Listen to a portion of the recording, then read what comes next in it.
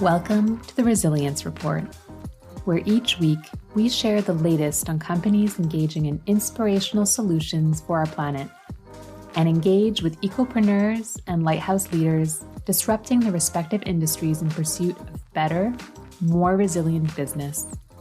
I'm your host, Florence Scott. Thank you for joining me as we dive into this week's report.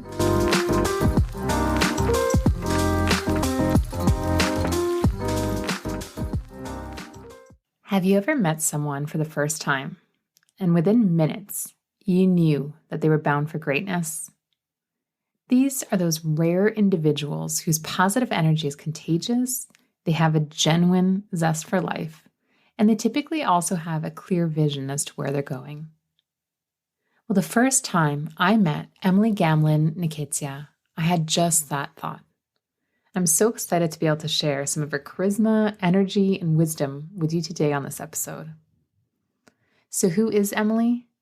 She's an experienced banker who successfully leaped into an exciting career in organizational development.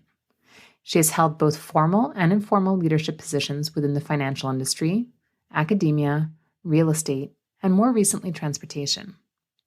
Currently Vice President of Talent and Culture at Transdev Canada, a global leader in transportation, her responsibilities center around creating, implementing, and sustaining business and HR practices that ensure Transdev continuously has the right people in the right roles at the right time.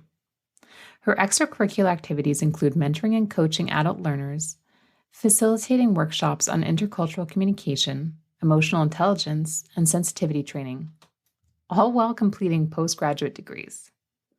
With her high energy, ability to inspire others, and drive to get results that matter, Emilie is the perfect person to come on the Resilience Report to discuss the key topics businesses are facing as we embark on our own respective sustainability journeys.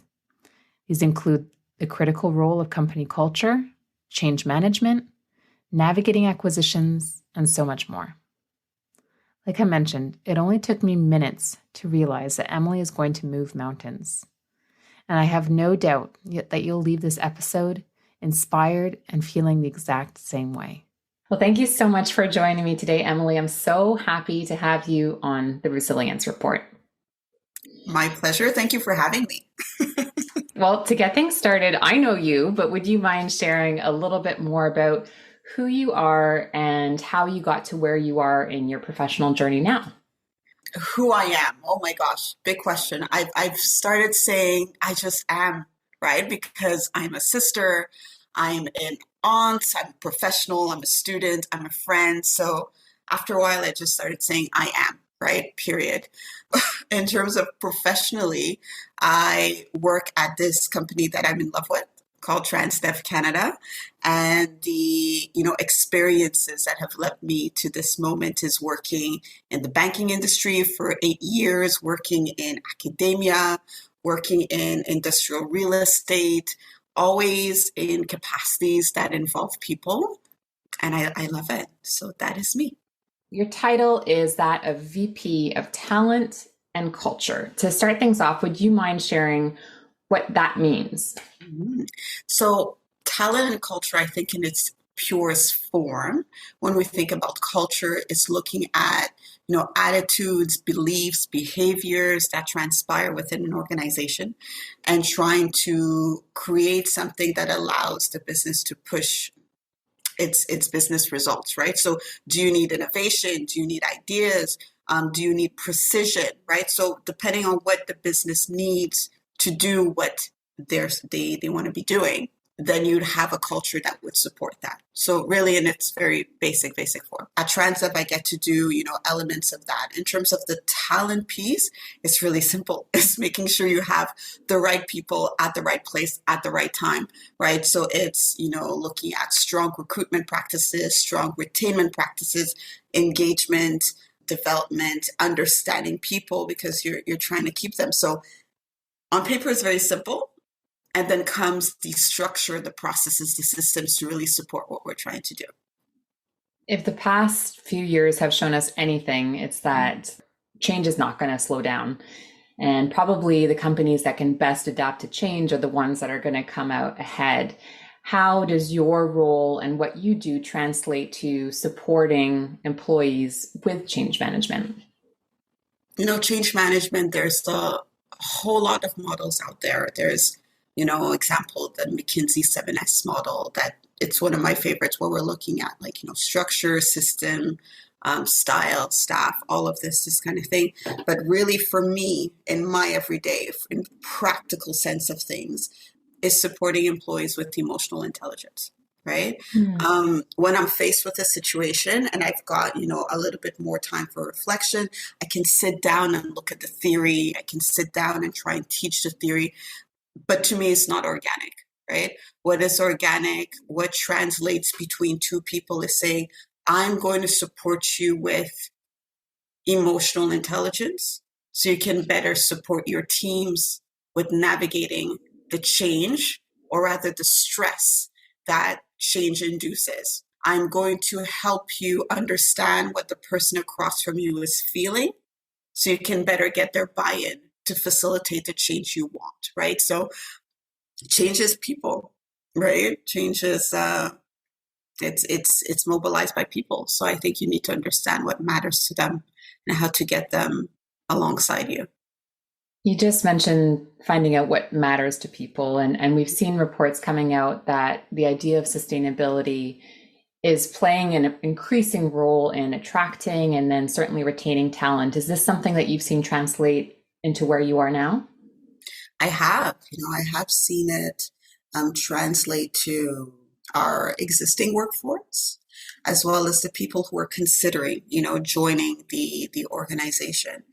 I'm fortunate to be part of an industry that has something very concrete to support the move towards sustainability with our, zero emission buses, electrification, and trying to, support elements like the first and the last mile when people are trying to move, all those kind of things. So people gravitate towards the industry because when you look at public transportation, it just in itself, it's sustainable. But what we're also seeing is that the type of projects that we're working on, it's bringing people in that maybe it wasn't about sustainability, but it was about innovation. It was about being part of something big, being part of change, being part of an international movement. So I am seeing a new pool of candidates joining the organization, and we can hopefully have them fall in love with sustainability as well. But we have a new audience. And if you have a new audience, you can share a new message or the same message and get them to join you. I love that. And I'm definitely seeing that innovation and sustainability are not mutually exclusive, and that sometimes you'll get profiles that like one or the other, but you're certainly seeing a crossover as well, which is, it sounds like you have at your organization, which is fantastic. Maybe before I ask my next question, would you mind giving a little bit of a baseline as to what Transdev does? Because maybe not everybody is familiar with the business model. Sure. In all honesty, I wasn't familiar with what Transdev does when I first applied, so no worries there. Transdev, in a nutshell, is a company that helps people. Well, ultimately, we give people the freedom to move. So moving in different ways. So it's either moving with buses, trains. We're in services like non-emergency medical transport, school busing, charter work. In some countries, we have helicopters, or at least I've seen, helicopters to support with emergency transport. Train, of course, light rail, looking at now automatic metros. So really, if it allows people to move, we're likely in it. We are in 17 countries, I believe. Last time I checked, 17, 16, 18, depending on the time that, we get the question. So it's really this international body that really believes in moving people, like I said, giving people the freedom, the power to move, and to do it in a way that is sustainable, do it in a way that you treat people well as you do it. So yeah, that's Transdev. That's where I get to work every day. It's awesome. Well, that really helps because I'm curious as to whether you're working on a project, and this can be maybe if the company is working on a project, but then if you individually in your role are working on a project that you're particularly excited about right now.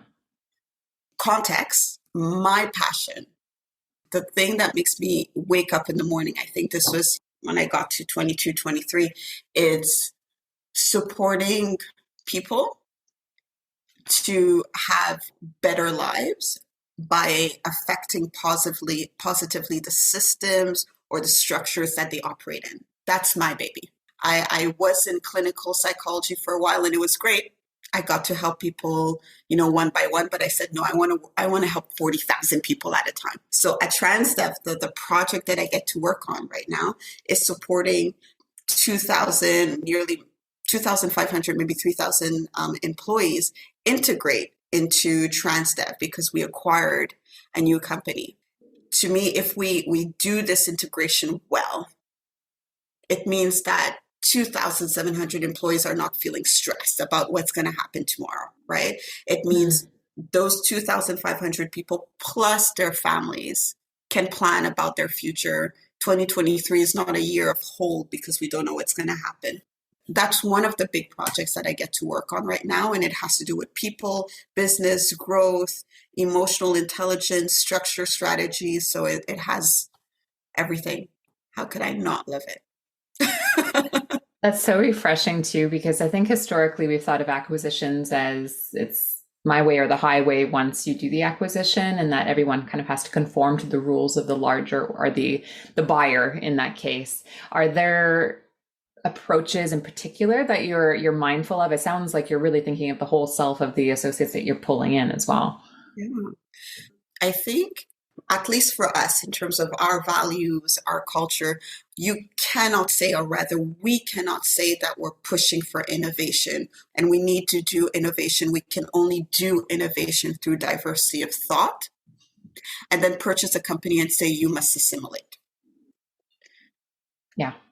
It doesn't work, right? So, what we're doing is investing time in really listening, understanding, asking. You need to, take some time to understand what worked, what didn't work, why it didn't work, what matters to you, what doesn't matter to you. If we touch this thing, will the house come down? If we touch this thing, are people sensitive to it? So it's not, we're going to start this system, we're going to integrate that, we're going to buy this thing. No, we're going to take the time to listen to people. We are, Lauren, 80% of our workforce is drivers and mechanics and cleaners, right? There's a small component that is corporate office professionals. To move our product, it could only be done through engaged people, right? So take time to understand them. What makes them want to drive a bus? What makes them want to drive a train? What makes them invest additional attention and care when you're moving a child from the NICU to another hospital? How do you take care of someone who is a terminal patient that's being transported to the palliative care at another hospital? So it's not just a cargo, right? It's people, right? So you need to understand them. It's just basics. To me, it's just basics, right? It's just the right way. It's just the right way to do it. Well, okay. As you're talking, I was going to ask you about how you've navigated taking care of people and your people over the past few years, and especially as we went to hybrid mode. But you know what? When I was thinking about the question originally, I was thinking that most or a large portion of your employees are in offices, but you probably also had a large percentage of your employees who didn't stop over the past few years, and they were part of those essential roles and delivering and just helping move the population. So I'm curious as to how you approached culture during that time, where you had some people who had to continue to go in, others who had the luxury, if you will, of working from home. And then how have you navigated that hybrid situation since then? For that piece, I would say that we allowed ourselves to evolve. We allowed ourselves to pivot. We leveraged humility. and saying we don't know all the answers, but what we do know, we'll make decisions and we'll pivot together if we need. So that was sort of the bedrock of how we went and we said we approached it. For us, yeah, the people in the office, we did say, okay, well, with the government legislations, you can't be in the office and XYZ, that was fine. But when we started with, can we start going back to the office? It was important for us to support and represent the other 80% of our workforce. So we said, how do we feel about someone being at home and our drivers are waking up at 4 a.m., sometimes 3 a.m., Lauren, to get their buses fueled, washed, so it could be on the road. So that person, that student that has an 8 o'clock exam that lives in, say, Eustache, that needs to be on the bus at 6:30, he's up and ready so that that person can ace their test, right? So we said, listen, because of who we are, we would much rather that there is this hybrid at the very minimum at the office in a sense of solidarity, right? That being said, again, we talk to people. We need to have our relationship with people be very strong. So we asked, we said, how do you feel about coming to the office? How does your team feel about coming to the office? Because there was a point where this is what is good for me. Okay, great. But what about your unit, your team? Are people able to do their best work if you're home? It wasn't this top-down organizational decision. It was, this is the spirit that we're trying to embody at Transdev. What does your team need? What do you need? And then we sort of went from there. Other things that we did, I'm West African and we believe in food. I like food. So we didn't want to have to decree that everybody needs to come to the office. So we incited, right? So we had breakfast Mondays. All you have to do is show up, right? Just get here. The rest we'll take care of. Just make it to the office. There'll be bagels, there'll be stuff. So just try, right? Just get here. On Wednesdays we had lunches, right? So we had different kind of lunches so that maybe your fridge is starting to empty out or something. So Wednesday we had lunches. There were times during the year that we had ice cream machines over the summer, right? So it's just things that would encourage people to come back and have conversations with each other. And we felt that because we trust we have good people, because we trust the projects that we're doing, because we push for good working relationships, for if they come back, they'll remember. And so far they have. So we haven't had a need to do a kind of decree, right? And then lead by example, right? We're there. I'm there. My colleagues, other executives are there. So we're there. Well, I can personally attest to the fact that if an invitation says that food will be served, I show up to the office without fail. Exactly. And good food at that. Yes, that makes a difference. Absolutely. And staying on the more personal note, and this is one of the main reasons why I absolutely wanted to have you on the Resilience Report, is that you are so passionate about everything that you do. And I'm curious if was there a catalyst moment in your life where you knew that you wanted to be involved in sustainability, and probably the full sense of the word in terms of having the social component and that human connection? I'm just wondering if there was a real moment that you can circle back to. A real moment. I think it goes back to my volunteering days in university, where I was on the, let's say the oscillating between, no, actually it wasn't even oscillating. It was really understanding that I was arriving at the end of my love for clinical psychology. For those who are thinking about, their careers and what to do, one of the things that I did was to speak to a clinical psychologist and other psychologists, say, can you talk to me about your work environment, right? Can you talk to me about not the job, but the things that surround it? And I learned that, it was a lot of one-on-one. It was hard to travel because of your clients and stuff like that. And I'm like, the environment is not what I want. I want to be able to travel.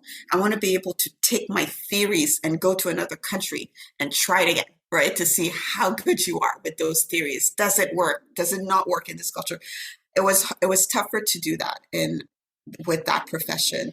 So I fell in love with organizational psychology and then later organizational development. And then this idea of legacy, right? This idea of big, this idea of helping many people at a time. And that's when it switched. That's when it said, I want to do something that is going to support many, many people at a time. I want to do something that when someone walks across my tombstone, like years from now, they'll be like, yeah, she was kind of awesome. And more than that, I told myself my tombstone will say Dr. Nketiah, because yes, I want a PhD, but I want them to see this weird last name, this name that looks foreign, and to be like, Doctor, awesome, cool, these foreign people are really awesome. That's it. That is the thing I would like for myself years from now. And why? Because I want it to be easier for the next group of people.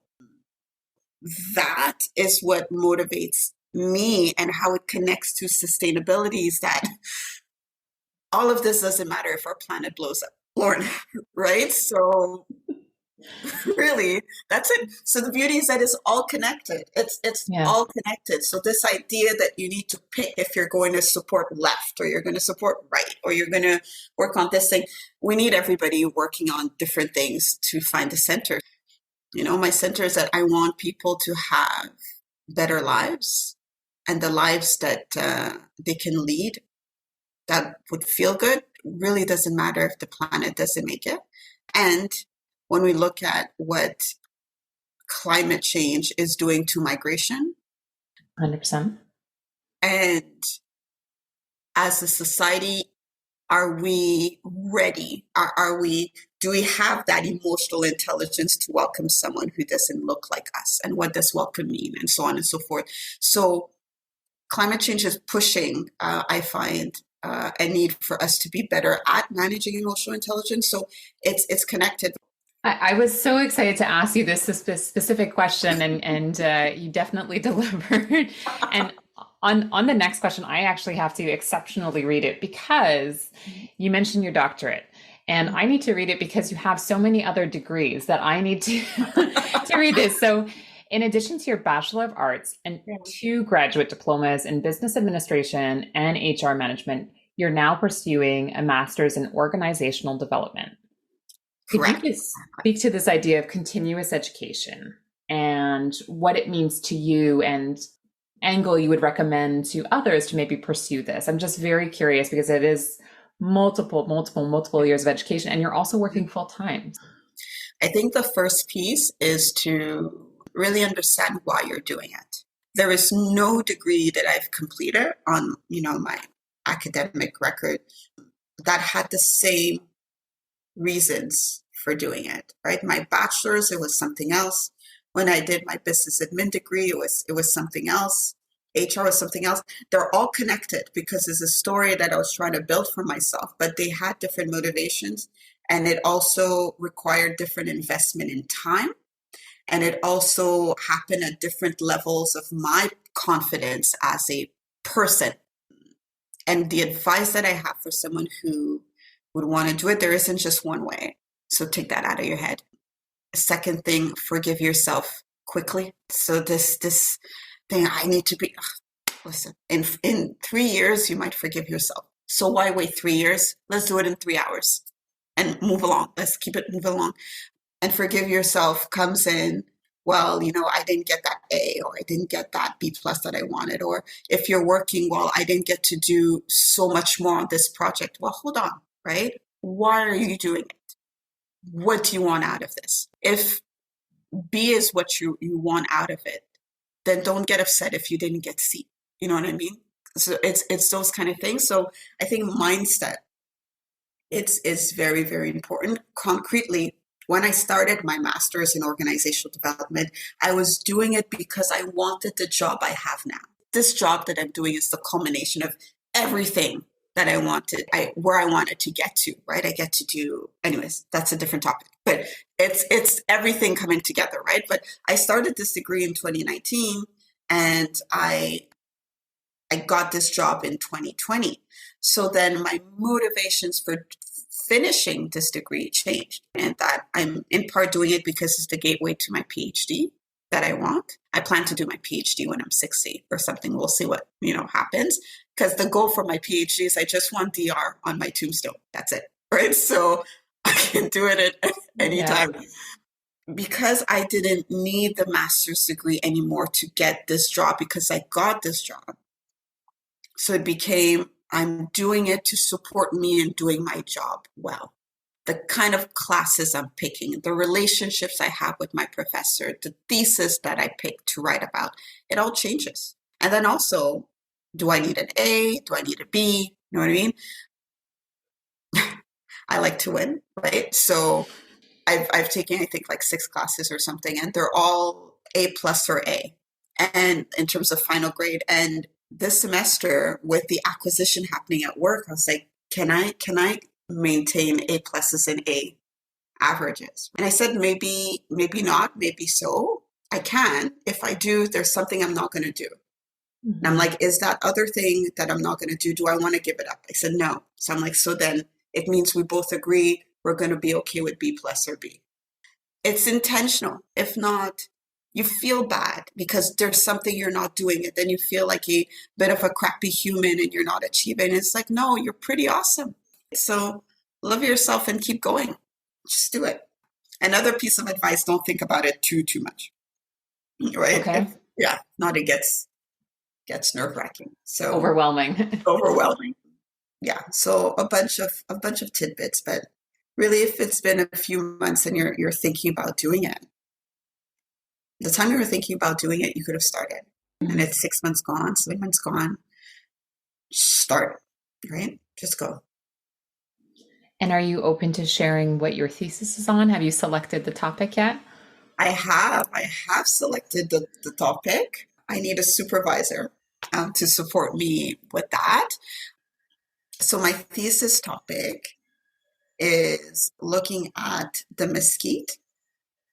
And I say thesis topic very loosely because I'm waiting for certain approvals, but right. I'm looking at emotional intelligence as an ability and how it influences change management, culture, strategy.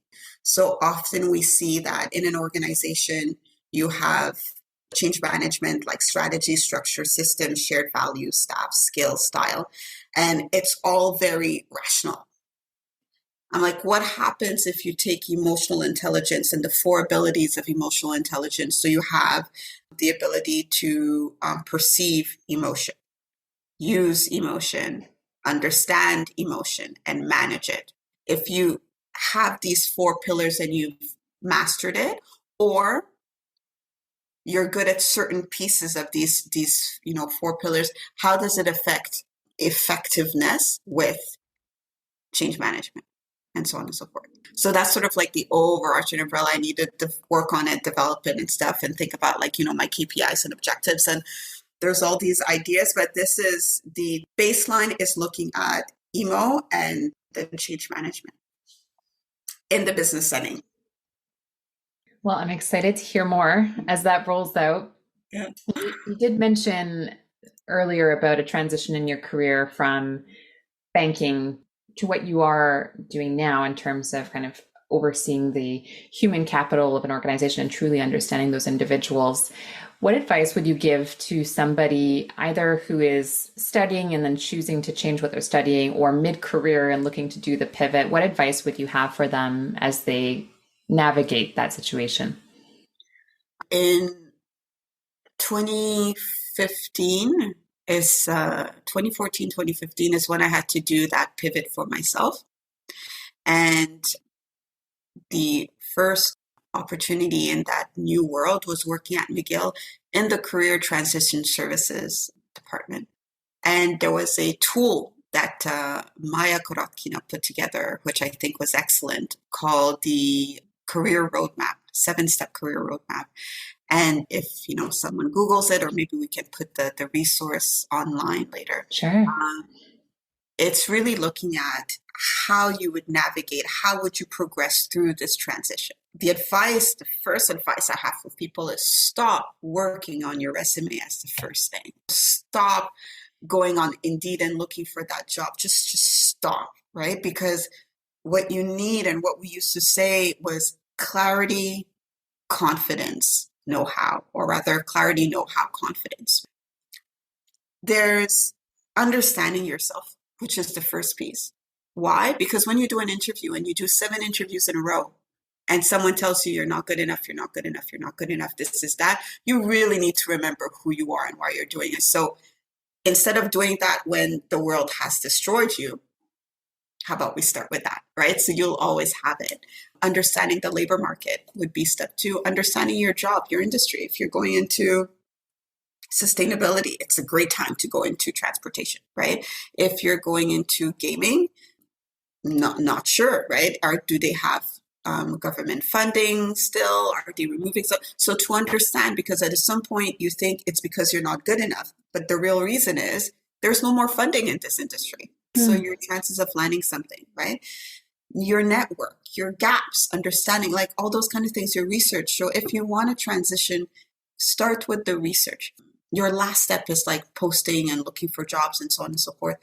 And if you've done the 6 other steps, when you interview, you're unstoppable, right? Because you know that you know that you know. You really get it, right? So you're not trying to pretend. You're not trying to show off. You're just talking about something you know. And I think people feel that. And I think with that, you get that job. Yeah, transition, research, homework. Yeah. Well, the listeners at this point have seen that Emilie operates at an 11 on 10 almost all the time. I think every time I've ever engaged with you, you've been so full of energy. I mean, we're all human at the end of the day. I am curious, are there any tips or resources or practices that you found over the years that if you are in a moment that feels particularly challenging, or even if it's in the larger macroeconomic environment as to what's going on in the world, is there something that helps to re-energize you and re-engage you so that you can continue in your purpose? I think the first piece for anybody, I think the advice that I can share that is really for everybody is it's intentional. Sometimes we sort of wait to feel better. I'm like, nope, you're gonna have to jumpstart this. You're gonna have to give it a boost, right? Now this intention is different, and it's allowed to be different for people. For me, some of the things that like I like to do is work is a huge part of my life. Huge, right? And I love it. So it is, and it's been that way for a while. I don't do it for the money. I like pretty things, right? So, don't try and screw me over for those kind of things, but I don't do it for the money. And because I don't do it for the money, it gives me freedom. And freedom, gives me energy, because it's like at any time, if I don't want to do this, I'm not doing it anymore. And that kind of freedom matters to me. So when I think about lifestyle and stuff like that, I like more conservative because I will always want the freedom to walk away. But that is sort of like this big macro way of approaching life, right? Mm-hmm. Smaller things that you can do is pick your friends. Oh my gosh, Laura and I have awesome friends, right? And it's a gift. It is a gift to have friends that cheer you on, and listen to your friends, hear what they say. Do they encourage you or do they not? I'm not saying if they don't, get rid of all your friends, but think about how much time you spend with them. Really pick your friends. I have cheerleaders who remind me of who I am when I'm starting to forget. That has been powerful for me. Pick friends who think you're awesome, hence cheerleader friends. I have a happiness jar. That's something that, you could do, which is great. And December 31st of every year, I go into my jar and read all the things that happened that year that I'm grateful for. So that's my thing, because it's really easy to focus on what we've lost. It's just human condition, right? But what you've gained, we tend to forget. The problems that we had, or the challenges that I had December 31st, 2020, leaps. Like it's tiny compared to 2022, and to be thankful for that. So my happiness jar, I love it. I started creating some for my friends. My vision board is something that reminds me of my progress. What helps is, meditating in the morning, 6 minutes for me. I say 6 minutes because, people can do it for 20 and stuff. I'm like, good for you, not me, right? Like, I'm the same. not me. So I take my stopwatch, and I like to see the circle close, right? Because it's like I achievement this morning. And I just reflect and stuff like that. I let things go. And I feel like it allows me to start my day the way I want, as opposed to I fall victim to whatever was going on in my head. It's sort of, I'm going to set my mind and keep it set for the day. I'm going to decide that it's going to be an awesome day. I'm going to acknowledge if my body is tired, and we're going to do things at a different rhythm, but it's just my moment. So that's my 6 minutes. I also really enjoy this podcast called Enjoying Everyday Life.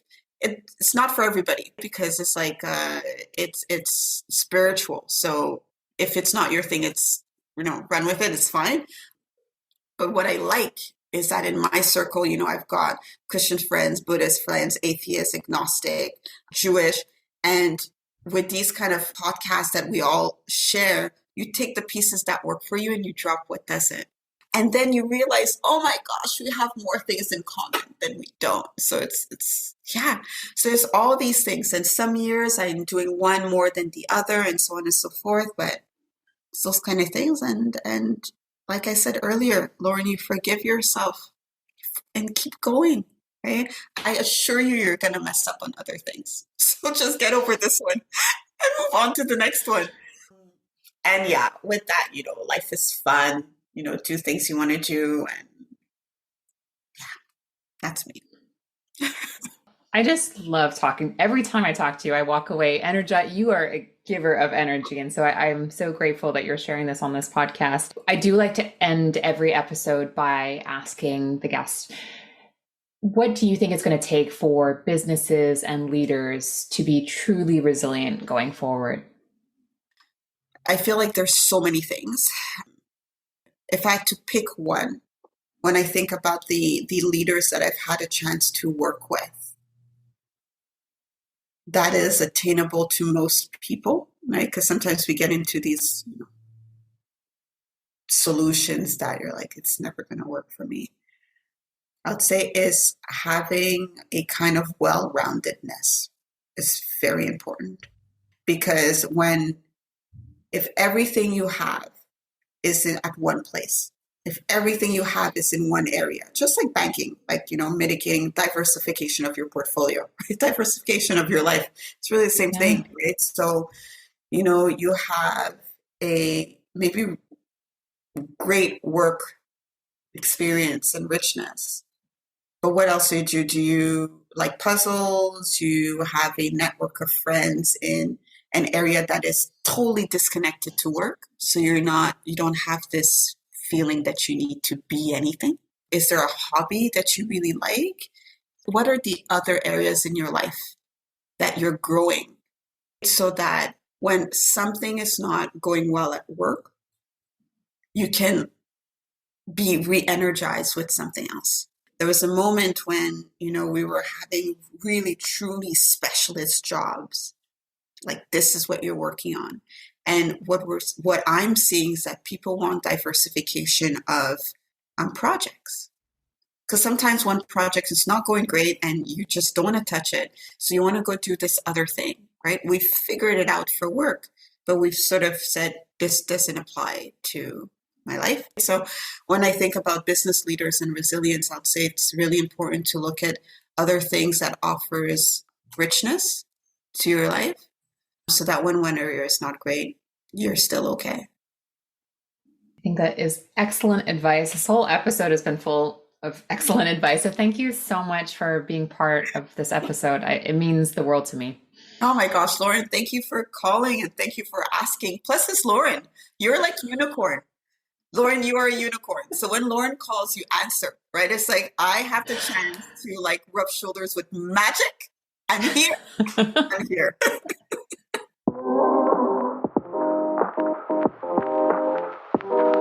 I hope that you've enjoyed this week's edition of the Resilience Report. If you would like to hear and see more, be sure to check out @The Resilience Report on YouTube, Instagram, and LinkedIn. Until we connect again, remember, even on the darkest of days, we all have the opportunity to be a lighthouse for others as we collectively pursue better, more resilient business.